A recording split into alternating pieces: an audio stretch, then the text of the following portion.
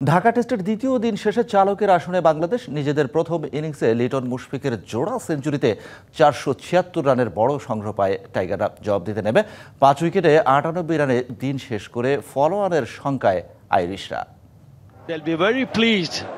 দিনের খেলা শেষে সবার মুখে হাসি, যদিও এমনটাই স্বাভাবিক। রেকর্ডময় দ্বিতীয় দিনটা তো বাংলাদেশেরই। ব্যাটিংয়ে অনন্য সব মাইলফলকের পর বোলিংয়েও দাপট হাসান মুরাদদের। ফলোয়ানের শঙ্কা মাথায় নিয়ে আইরিশরা হাঁটল ড্রেসিং রুমের দিকে। দিনের শুরুতে টাইগার সমর্থকদের সকাল রাঙাতে ভুল করেননি মুশফিক। ১ রানের অপেক্ষা শেষ করে শততম টেস্ট রাঙিয়েছেন সেঞ্চুরি দিয়েই।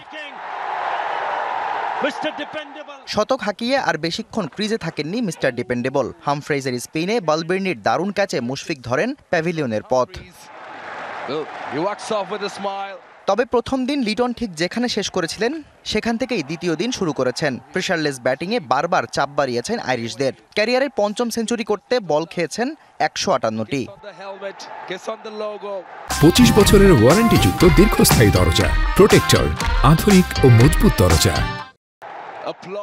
লিটনকে দারুণ সঙ্গ দেয়া মিরাজ পুরেছেন 50 আক্ষেপে। ৪৭-এ ধরেছেন সাজঘরের পথ। ভেঙেছে দুজনের ১২৩ রানের অনবদ্য জুটি।